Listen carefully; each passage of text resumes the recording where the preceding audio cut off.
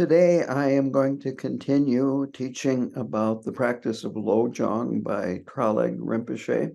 I'm beginning on page 103, and the slogan is number 14, to see confusion as the four kayas, the protection of emptiness is unsurpassable. So kaya means an aspect of the Buddha's being.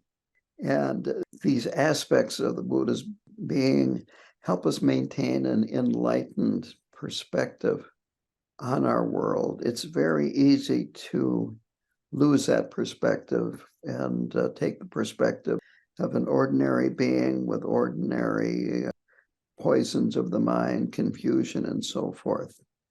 So there are four bodies or four kayas of a Buddha.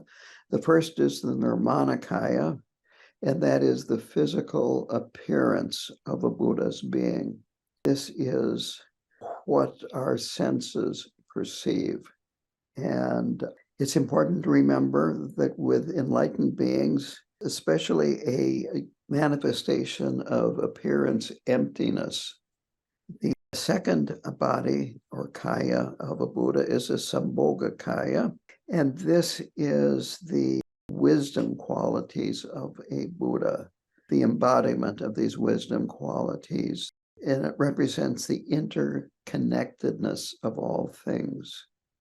The third is the Dharmakaya, and this is the transcendental aspect, that the Dharmakaya is beyond concepts, it's beyond coming and going. It can't be perceived by others. It is the ultimate. It is emptiness. It is said that a person attains the Dharmakaya for their own benefit, and the Sambhogakaya and the Nirmanakaya are for the benefit of others, and they emanate from the Dharmakaya. Now, the fourth is the Sabhavikakaya, and it's not a fourth separate body. It's indicating that the first three bodies are interconnected, that they are not separate, that they're a unity. Frequently, it's translated as the inseparability of the first three kayas. So it's important to see that these three bodies are being distinguished on the conceptual level to help deepen our understanding. But in actuality, they are inseparable, indistinguishable from the viewpoint of an enlightened Buddha. There is no inner or outer, that it's fluid. Traleg Rinpoche uses the example of melted ice, fluid in that sense, that from the ordinary being's perspective, it's more like frozen water, where you see three separate aspects of the Buddha, at least conceptually. Traleg Rinpoche then talks about subjective interpretation. The Nirmanakaya aspect is thoughts, emotions, feelings, and so forth that are constantly arising in our minds. That the Sambhogakaya is our cognitive capacity or awareness. Luminosity is another word for that. And the Dharmakaya aspect is the empty nature of thoughts, of emotions, and of cognizance. And then going back to the Svabhavika, again, that means they are a unity. They're one reality. They're not three different realities. So that is from a subjective interpretation. Now, from the point of view of meditation experience, thoughts are the Nirmanakaya aspect, and in his words, they're usually wild, uncontrolled. That's one reason why we meditate, is to calm our thoughts down and develop some control over them. The Sambhogakaya is, we might, when meditating occasionally, find some clarity or experience some clarity. And of course, it's a glimpse, it's not permanent. The Dharmakaya aspect when meditating is that the thoughts may appear present, they may be vivid, but you understand they can't be grasped, they're not solid. And this understanding helps one stay in a state of equanimity rather than chasing after the thoughts or grabbing a hold of the thoughts. Or I have here in my notes, being hijacked by our emotions. We have to understand that our confusion includes positive thoughts and positive emotions too. But as long as we're ordinary beings, they're always tainted by ego. And we need to see this without, as long as we're ordinary beings, they're always tainted by ego. Well, you help out at the Dharma Center, but then you want to have a pat on the back. You want to have some recognition.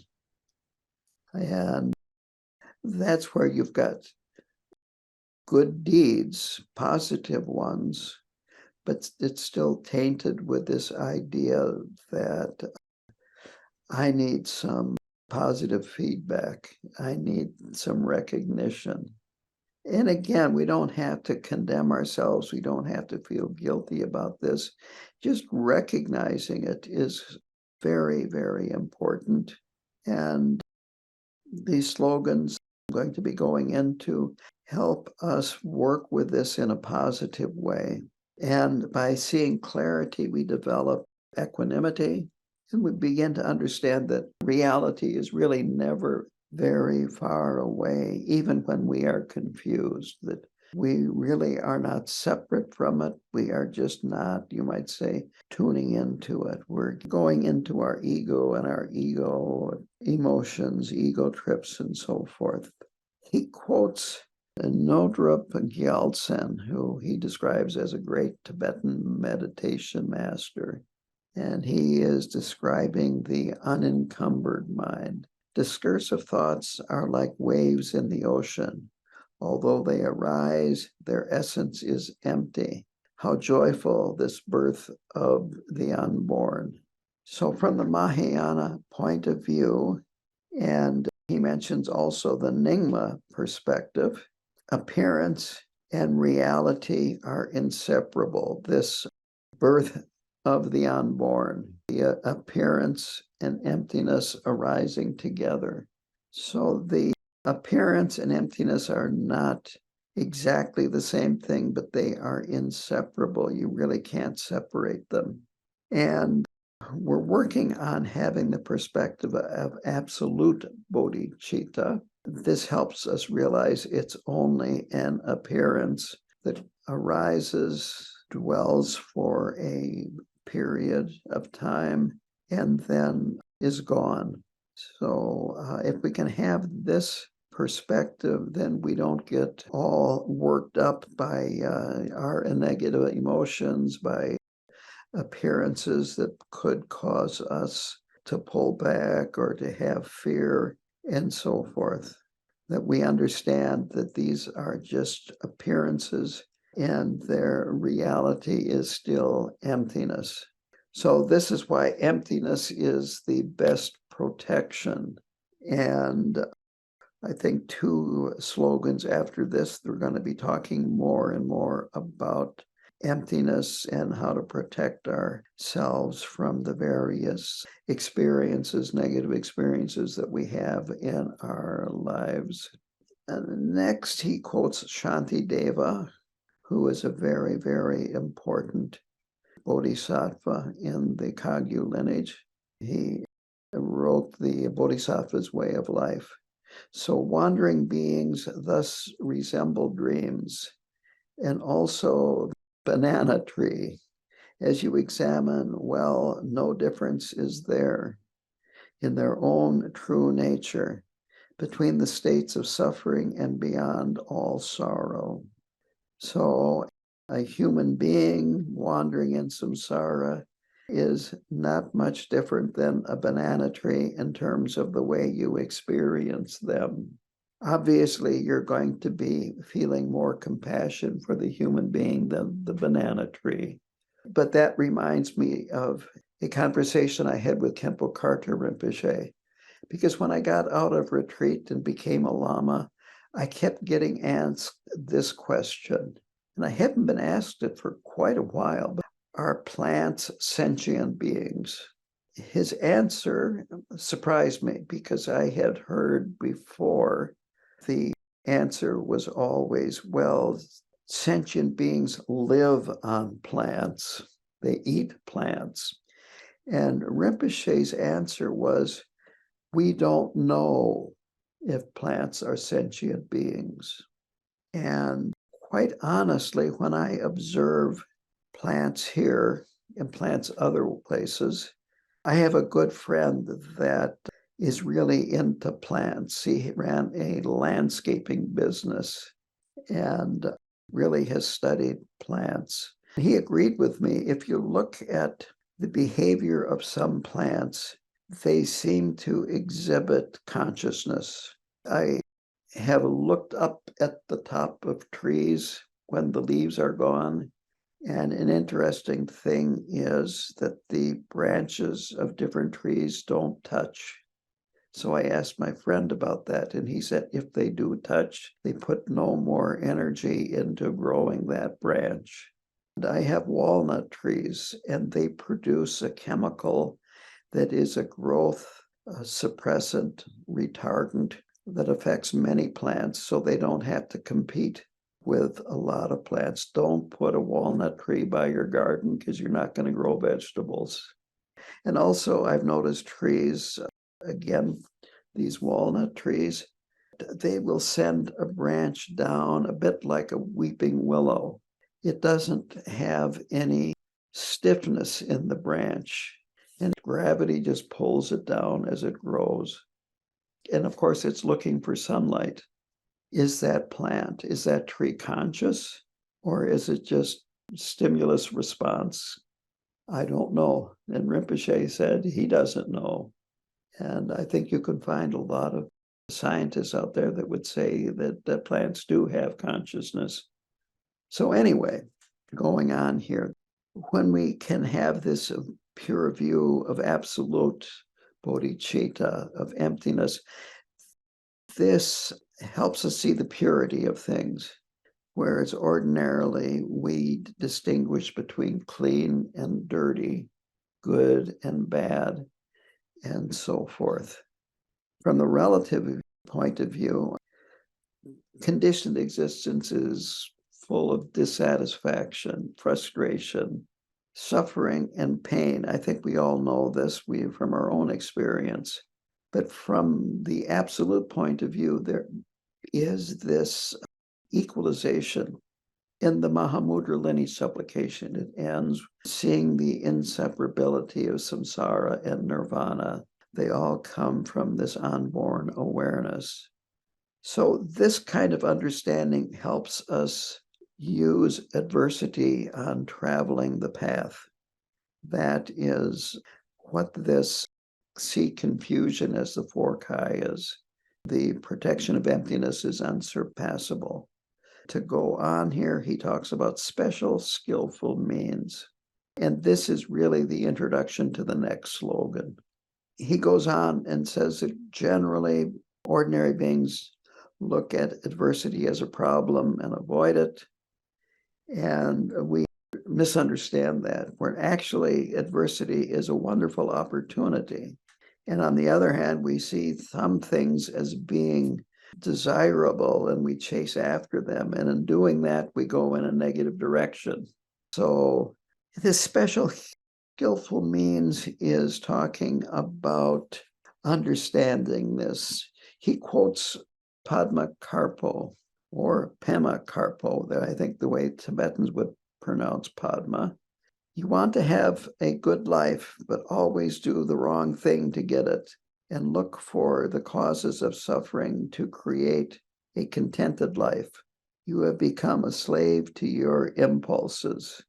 Again, this is emphasizing that we chase after things to have a good life, but we're chasing after the wrong things.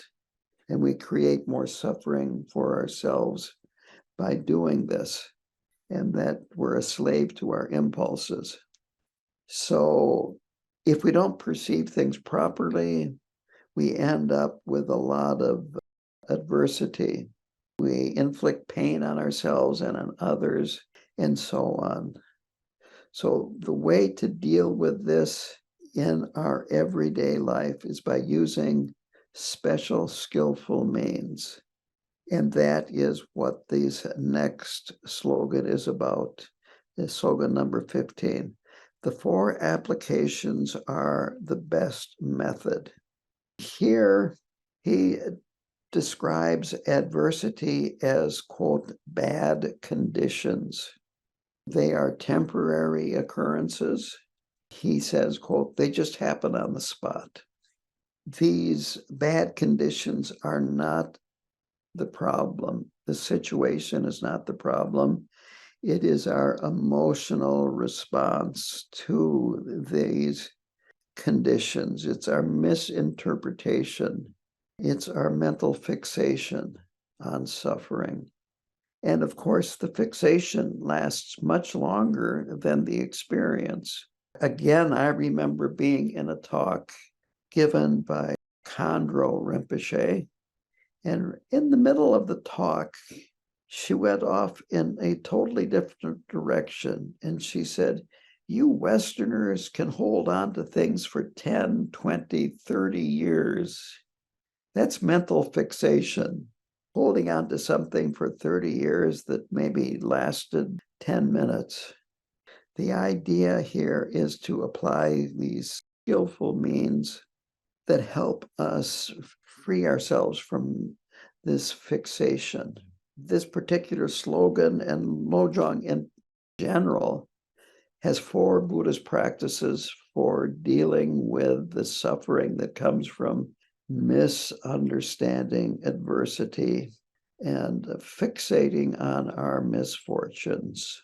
They are the accumulation of merit, confession, ritual offerings to evil spirits, and this is going to be an interesting one, the way he covers it, and ritual offerings to the Dharma protectors. So going through these one by one, the accumulation of merit. Now, you're all familiar with this at some level or another, but right off the bat, Tralling Rinpoche says a lot of Westerners misunderstand merit. He says that it's not like a bank account with deposits and withdrawals. And he said it's more like transformation of energy. That's a good way to put it. He actually uses the term merit being psycho-spiritual dispositional properties. How about that for a mouthful? And so there's this taint in the West of a transaction.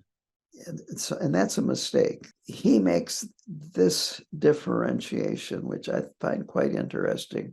Great merit enables us to avert obstacles and prevent adversity.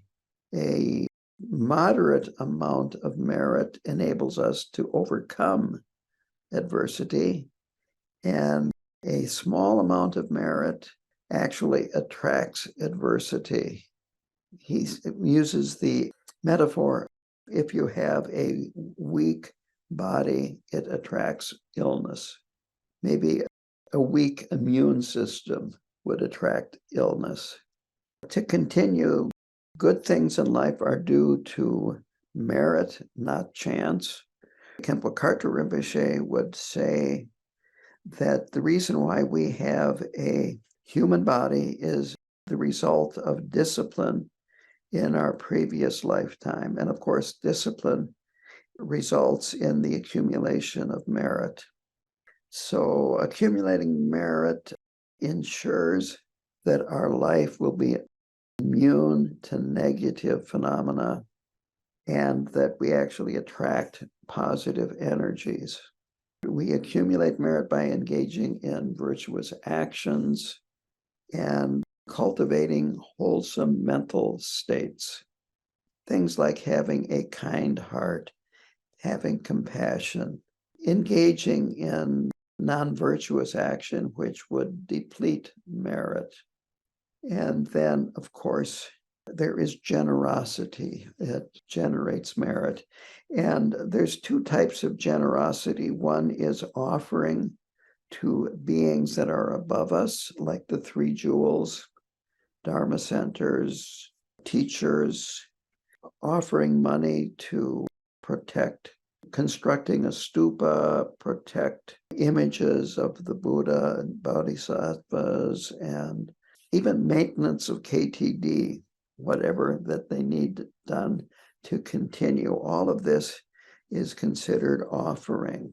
The other is giving, which is giving to ordinary beings, and it could be everything from giving to an organization that provides food for the needy, provides shelter for the homeless, might be a halfway house for abused women or recovering alcoholics, or whatever. There is, I would say, almost an infinite number of organizations out there that work with beings, humans and animals that have less than we do.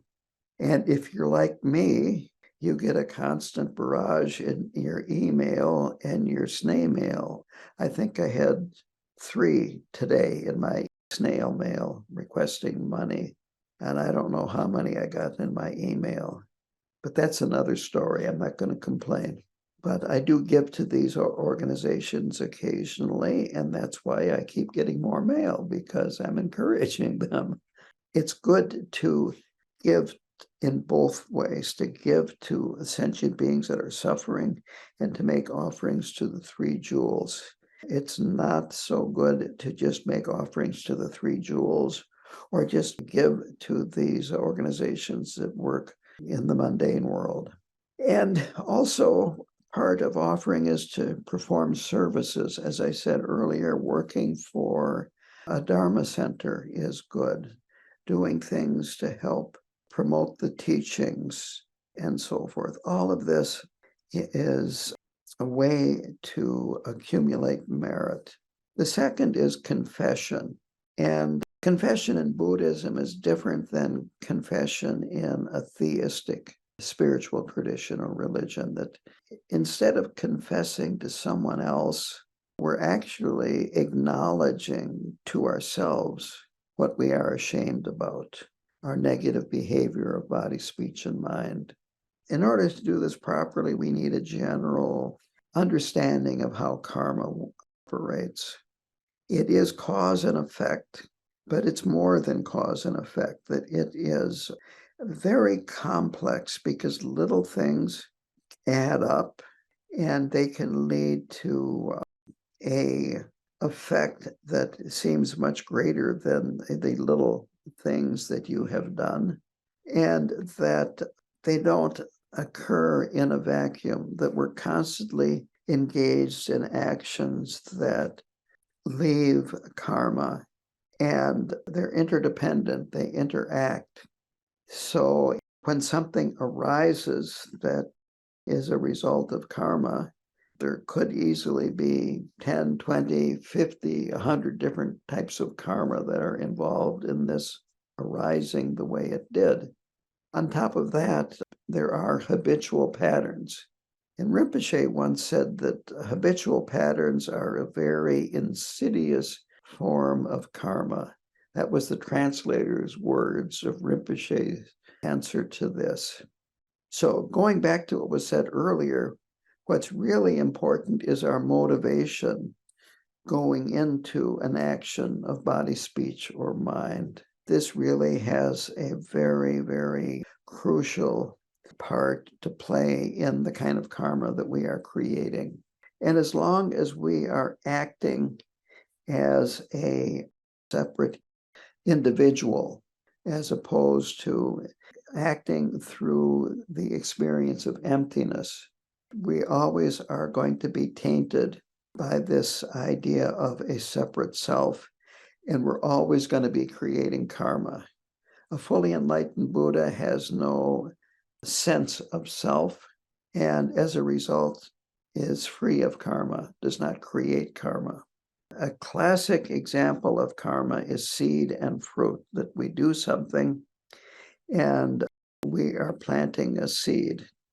And if we're doing something that is virtuous, we're planting a virtuous seed. If we're doing something unvirtuous, we're planting a negative seed or a non-virtuous seed. Then when the proper conditions arise, the seed will sprout.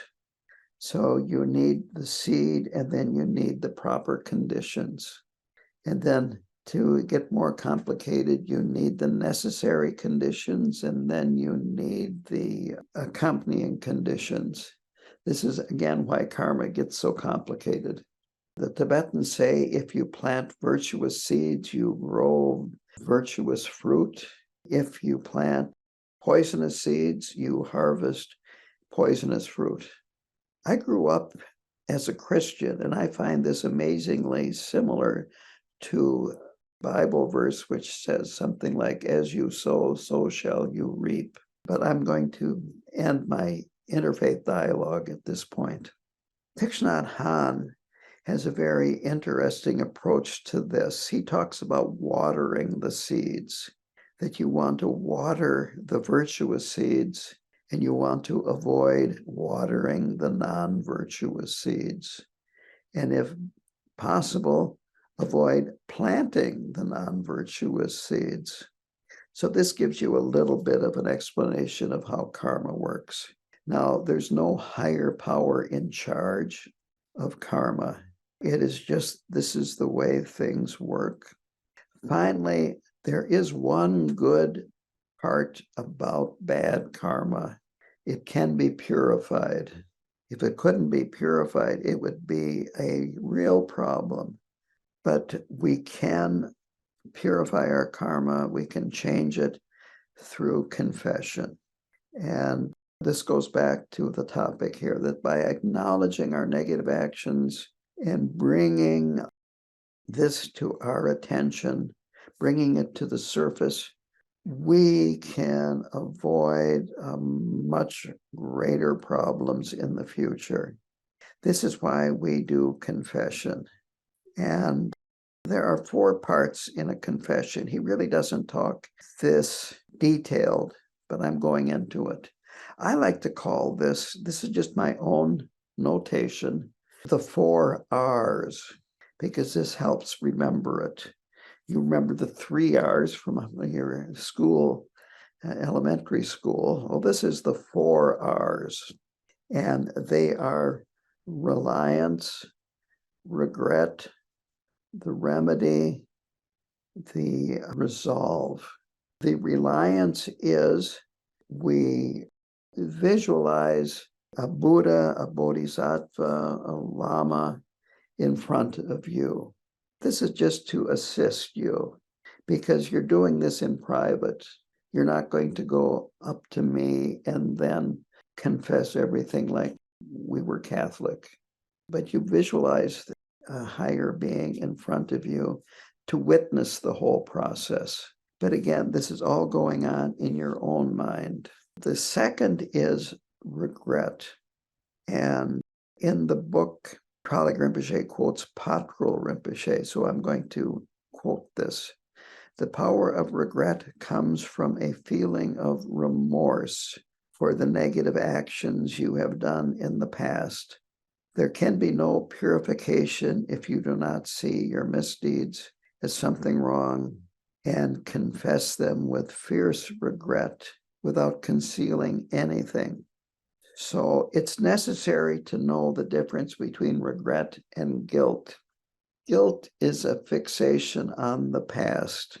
You see yourself as bad. You can come up with a whole list of things you've done in the past that were bad, and actually this perpetuates bad behavior because you're not focused on changing, you're focused on the past and how bad you are. Whereas regret means that you're making a commitment to not behave that way again in the future. This encourages change. So it's important to drop the guilt, drop the fixation on how bad you have been, and focus on wanting to improve in the future, regretting what you've done, but then being motivated to improve in the future and do what you can to avoid this behavior in the future. The third R is the remedy. It could be as simple as saying a purification mantra like the Vajrasattva mantra, but there are confession prayers. The two that come to my mind are the 35 Buddhas. And for those of you that have done Nyungne, it's one of the prayers we do in Nyungne. And there is a shorter prayer that also is done in Nyungne, but it can be done other places too. Both of these has the element of starting out with you are making a confession to a Lama, or with the 35 Buddhas, they mention 35 Buddhas. And before that, you talk about the three roots, the Lama, the Yidams, and the protectors, and then the 35 Buddhas. And then it can be a short list or a long list of I've done these things. And then you are almost chanting, please, I need to have this purified. I have such regret that I've done these things.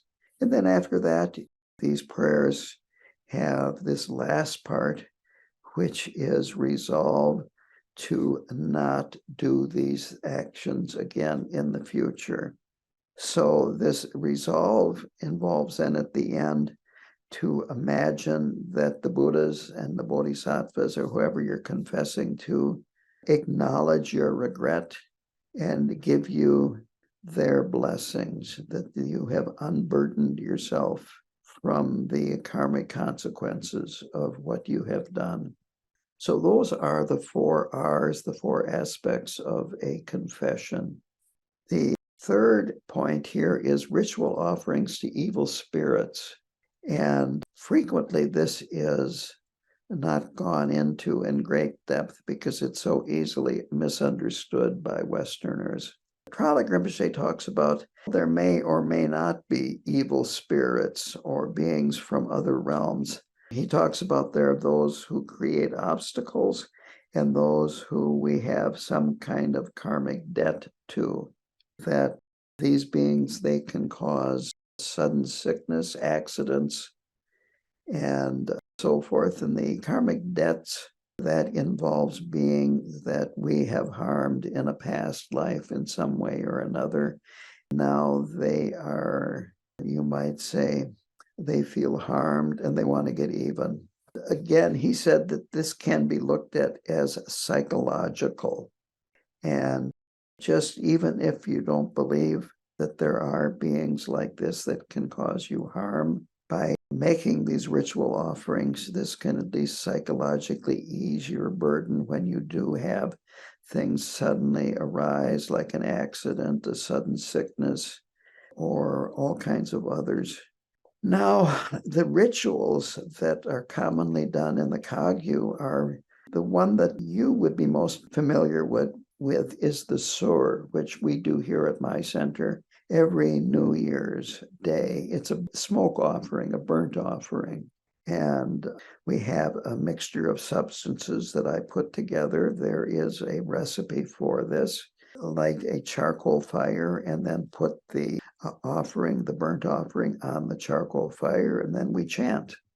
And we are offering these substances to beings that we have a karmic debt to, so that they may be satisfied and that the debt may be, you might say, forgiven. The last one is the Dharmapalas, and this again is a chanted ritual, and we usually make tormas for them. A torma is an offering intended to avert problems. There was a torma movie made a few years ago, and it had a lot of important Kagyu Rinpoches in it. And one quote that really stuck out in my mind was Mingyu Rinpoche saying that Torma means to give with love, that we're giving these Torma offerings. And a Torma offering, by the way, it can be very elaborate. I keep it very simple. Frequently, it is so simple that it's a cookie. It can be an apple, an orange, a cookie, or you can have it made out of Torma dough in a certain form. This is what's called a permanent Torma. It's not edible, but it's quite elaborate. So that's another type of Torma. But anyway, we make these offerings to the Dharma protectors. They protect the Dharma. They protect Dharma practitioners. They do not, shall we say, neutralize people that we feel are our foes. I remember Rinpoche talking about this. When he was young, there was a dispute. First of all, the monasteries and the abbots of the monasteries had political power as well as spiritual power.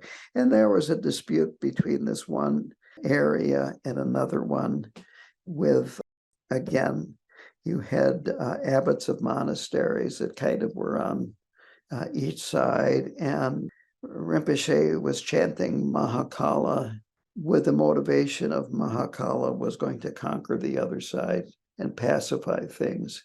And of course, a visiting High Rinpoche came to the monastery and gave teachings. And as these High Rinpoches are clairvoyant, Khenpo Karthar Rinpoche mentioned that he, visiting Rinpoche, said, Mahakala doesn't conquer the foes, your foes. He protects the teachings. So this is an important point to make. In the book, he also talks about how ideally we have the idea that is used in the practice of Chu, where you make offerings to these beings that are causing you problems, and you have this equanimity. You realize that it is your ego that is the problem, and that you are not all that concerned about pacifying them. There's this story about Milarepa that came back to his cave and it was full of demons. And he tried with wrathful mantras to get them to leave, and they didn't leave. So finally, he said, he ran into his cave and he said, well, have me as an offering. And of course, they all left at that time rather than eating him. So that is a quick rundown of these.